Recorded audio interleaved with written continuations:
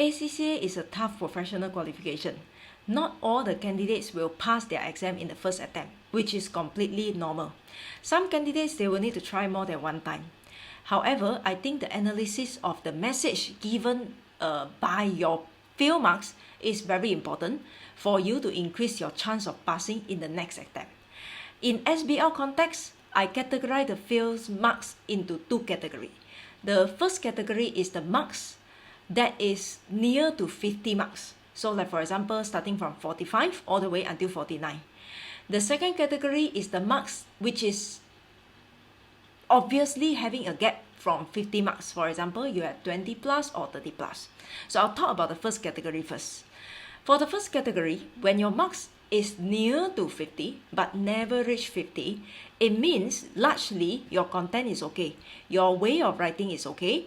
Your tone somehow or rather is okay. Your points are also there, but maybe you have insufficient point. Right? That's the first situation that may cause the first category to happen. Second situation is you may have the professional skills marks to be a bit lacking. It means like you do not follow a certain format well, perhaps, or your tone of writing your answer may be a bit off. Okay, let's talk about the first one first. Now, when you have insufficient point, it will cause you to have insufficient marks given to reach the 50. So examiners want to give you, but they cannot find the points. So it's a bit painful to actually have the marks. But if this is the case, it means largely you are not really having big problem. But how to increase the points that you are able to write in your answer? Perhaps instead of aiming the pass marks, because usually we say that if the question is 10 marks, then we will aim for 5 marks. So when you aim for 5 marks to pass the question, it means you will give 5 points, right? So that is the general advice from ACCA. But if let's say you have this situation where you think it is because of insufficient points that you cannot actually get the 50 marks, then you may need to aim for more points. Like for example, you may want to go for 8 points, or you may even make it easier. When I have 10 marks, I will aim for 10 points, right? Now, of course, this when you first heard about this method, it may cause you pressure. But if let's say there's still some time until you attempt the second exam, then you may start practicing now. You can practice by picking a few questions and force yourself during the practice, right? To give more points, or to give the points up to the marks, right?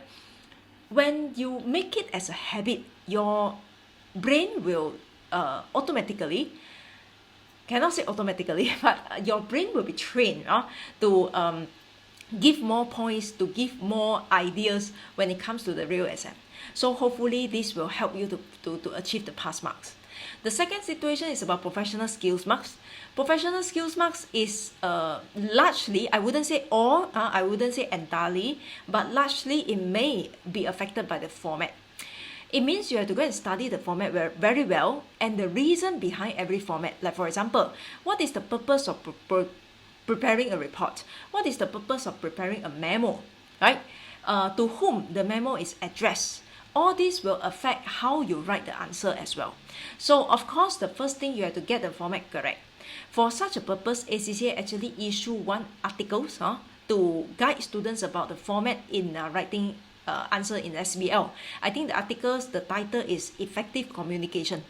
So you got to study the format very well, and you make sure that you know the format very well. That's the first step. And then the second step, you have to know to whom you are writing to whom you are writing the documents. If you are writing to board of director, for example, then you are at the position of giving information. Then you will tell your board of director, hey, if you need more information, please do not hesitate to contact me. But if you're writing to your junior, then you will be at the position to give guidance and to maybe point out some weaknesses for improvement in the future. Then you will tell your junior, I'm happy to discuss with you if you need to, right? So your tone will be a bit different. So this is something that you may need to take note as well. Okay, so this is the first category. If you are in the second category where your marks are 20, when your marks is 20 plus, 30 plus, it means there are two possible situations. The first one, your understanding on the requirement is a bit lacking. Maybe you don't really understand the requirement well, and so you give the answer which is off, does not answer to the requirement. That's the first situation. The second situation is the way of you writing may not be what the examiners want. One of the very obvious example is to write general points only without applying to the case study, right? So let's talk about the first one first. When you are, I forgot my first point. Okay, when you do not understand the requirement very well, how do you train yourself? I believe you will know when you attempt the exam for the first time. When you are unsure about the requirement, you will know that you may not understand the requirement well. So if you think this is your problem, then you got to practice to understand the requirement.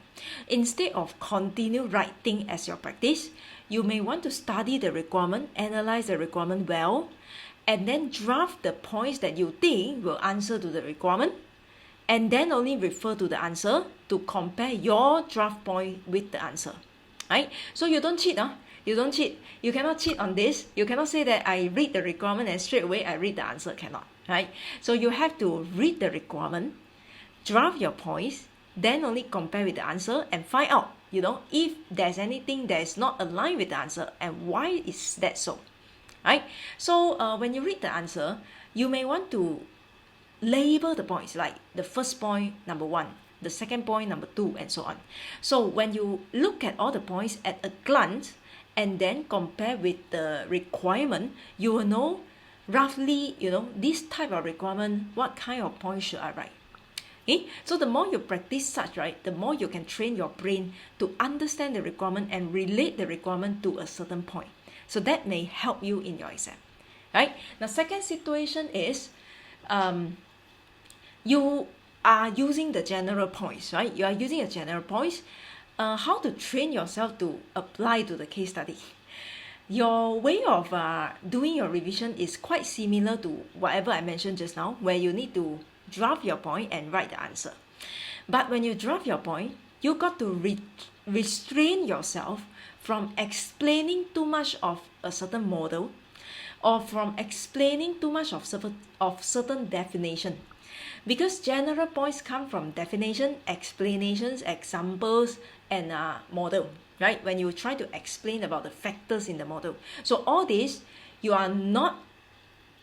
do not allow yourself to write as your answer, or to write as your so-called draft answer. So you try not to write all this, and then you write other points which you can see from the case study. Then you compare with the answer.